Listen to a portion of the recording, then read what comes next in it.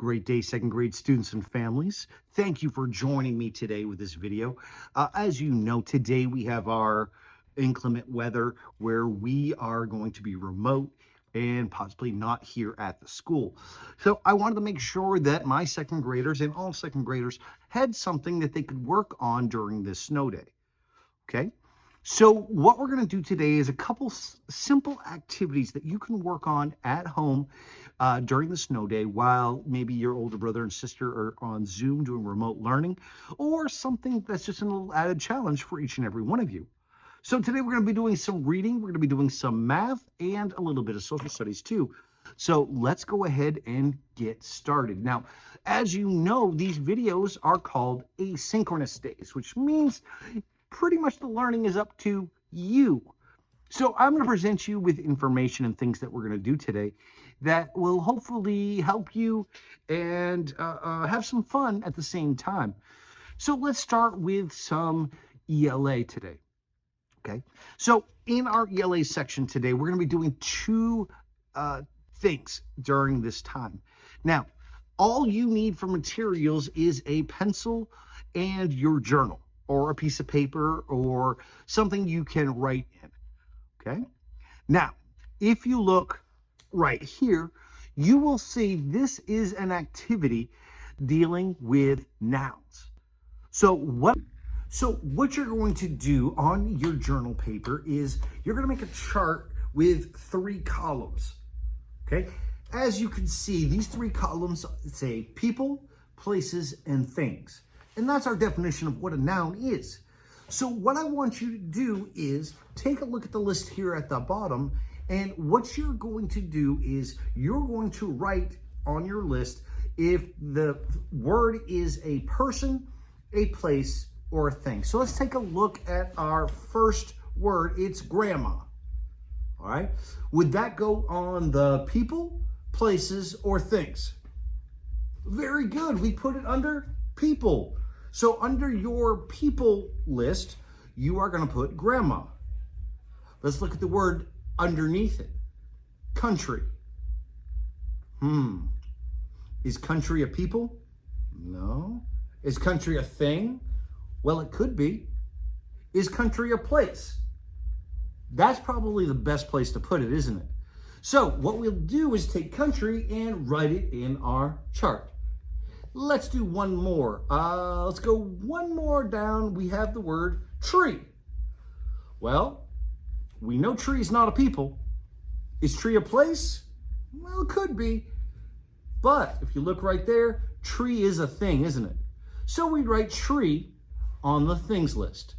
So what I'm going to suggest is that you take a look at this list and hit pause so you can get a closer look and write them on your list. So when you see this pause symbol, you're going to go ahead and hit pause. Ready? Go. All right. So we're back. Thank you for doing that. I think you did incredible. As always, we're going to be checking these on Monday when we come back. So definitely finish your list. If you missed some, go back in the video and definitely work on that activity. Now, the next activity that we're going to do is a little read along. So if you look right here, we have our book for today. And I think it's pretty appropriate that this is the book that we're going to be reading. It's called Snow Adventure. So what we're going to do is we're going to go ahead and we're going to listen and follow along on the page so you can listen to it. All right? You ready? All right, go. Storybox presents Snow Adventure by Antoine Lanciot. Phil and his sister Prune lived in a little town with a river running through it. One morning, Prune was going on a trip with her class. She was very excited. Phil was a bit jealous. "Don't look so cross," said his sister. "Your class will go on the trip next year." Beep, beep. The coach driver was sounding the horn. After a quick hug and a kiss, Prune joined her friends. She was off on an adventure. Phil went to school feeling a bit sad. The teacher had brought a big book about the North Pole. As she turned the pages, the class learned about Inuit people. They lived in villages surrounded by ice and snow. Seals and polar bears lived nearby. Outside the classroom, the sky was thick with clouds. Suddenly, the teacher put down her book. She stood up, her eyes wide open in surprise. She said, Wow! Look, children, it's snowing. Very quickly, the whole town disappeared under a thick white blanket of snow. Soon it would be impossible to drive on the roads. The teacher decided to close the school.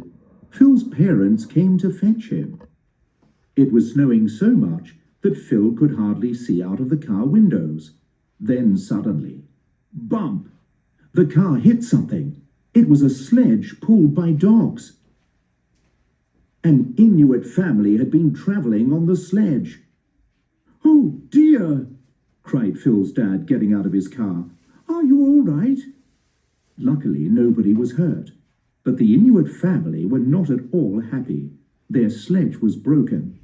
They said something, but Phil and his parents didn't know their language. The Inuit boy walked over to Phil and said, "Cloudlock." I'm Phil. said Phil. Phil liked the necklace Cloudlock was wearing. It had a big tooth hanging from it. "Nanook," said Cloudlock, pointing to the tooth. Phil didn't know what Nanook meant. He guessed it was the name of the animal that the tooth had belonged to. Then Cloudlock made a sign for Phil to follow him. Cloudlock led Phil into the forest. They walked until they came to an igloo. It was a real house made of ice. The two boys went inside. An old lady welcomed Phil. She smiled at him. It was Cloudlock's grandmother, Anatnatsiak. She had a pet owl by her side. Phil's house was not very far away. He invited Cloudlock and his grandmother to visit. Anatnatsiak was looking around the kitchen when she suddenly stopped in front of a photo of Prune on the fridge door. Anatnatsiak suddenly had a strange feeling that Prune was in danger. She opened the window and sent her owl to find out what was happening. A few hours later, the owl came back. Anatnatsiak knew then that Prune really was in danger. She needed help. Anatnatsiak told the boys, and they agreed to leave straight away to go and look for Prune. The owl had called all the animals in the town to help find Prune. But it was still snowing heavily, and the little group could only go slowly. Phil called, Prune! Prune! but nobody answered. Suddenly, Cloudlock noticed footprints in the snow. "Nanook," he said in a worried voice. Nanook? Thought Phil. I wish I knew what that word means. The storm passed, and Phil and Cloudlock followed the footprints. At last they found Prune's coach. It was stuck in a huge pile of snow by the river. All the children were safe inside the coach. Phew! But why did they look so scared? They were waving their arms and shouting. Phil didn't understand. What are you saying? There's a what? Suddenly, Phil and Cloudlock spotted a polar bear coming towards the bus. "Nanook!" yelled Cloudlock. I see! Shouted Phil. Nanook means polar bear! The two friends quickly climbed up onto the roof of the coach. How could they get rid of the bear? Cloudlock saw a huge block of ice floating down the river. He had an idea, and he made signs to Phil to explain his plan. Phil knew straight away what he meant. Yes, let's do it! He shouted. The two boys threw snowballs at the bear from the top of the bus. The animal got angry and stood up. It leaned against the back of the coach with its two big paws. The coach shook and moved a little. Slowly, under the bear's weight, the coach began to slide down the bank. Would it fall in the water? No, it landed safely on the block of ice. The children were saved. Hooray! Cried Phil. We did it! Prune and Phil gave each other a big hug. The coach floated gently down the river on the block of ice. Phil gave Cowdluck his hat to thank him. In return, Cowdluck took off his necklace and gave it to Phil. Nanook, said Phil. He felt very proud that his friend had given him such a great present. The children all found their parents and went home with them. The sledge had been repaired and Cowdluck and his family could carry on with their journey. In a few days, the snow would melt and disappear.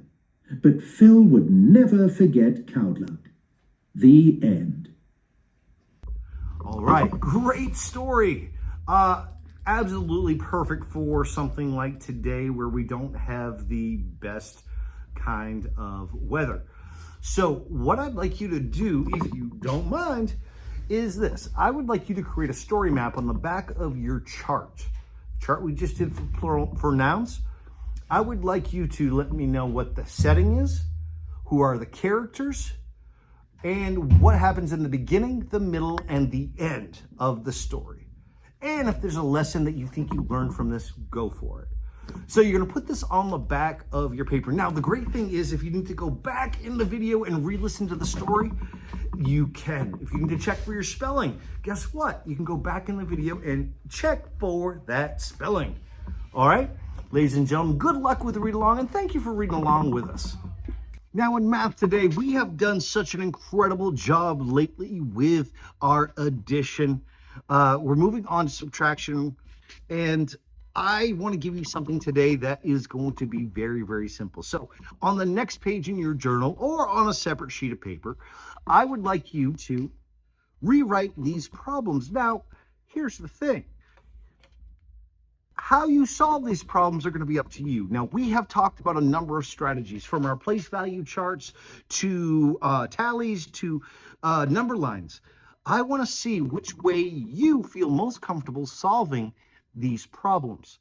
All right, if you look, we have 69 plus 34. So however you solve that problem, I want to see it. Now, as always, do I care about the answers?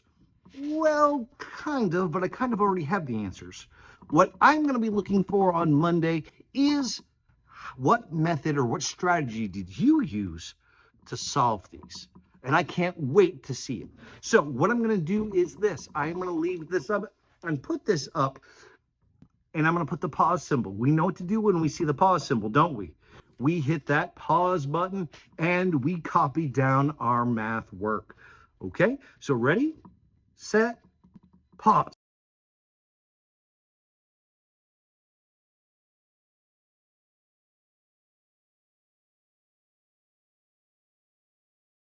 All right, there you go. Great job, ladies and gentlemen. Great job. Now, the last thing I'm going to have you do is social studies. Now, with social studies, we have been learning about geography. We've been learning about places that we can go. We've been learning about biomes and different environments. The only thing I would ask of you right now is this. I want to see some of your writing. I want to see some of your 5-star writing. If you don't remember what 5-star writing is, there we go right there. What I would love to see is this, and I'm always interested to find out places that you wish you could go to. Now, on a day like this, when I look out the window and I look at the weather, I sometimes wish I was somewhere else. So using our geography skills and using what we know about biomes, I would like you to pick another place on the planet that you would like to be. So go ahead and write a paragraph about the place that you would go, why you would want to go there, and the things that you would do when you're there. Now, as always, like I said, I'm looking for 5-star sentences. So I'm looking for capitalization, punctuation. I'm looking for, does your sentence make sense? I'm looking for that good handwriting. And I'm looking for a little bit of fun. Now, if you want to add a picture with it as well, go for it. Use some of your creative art skills. I've said it before, you're only limited by your own creativity. All right? So good luck with that.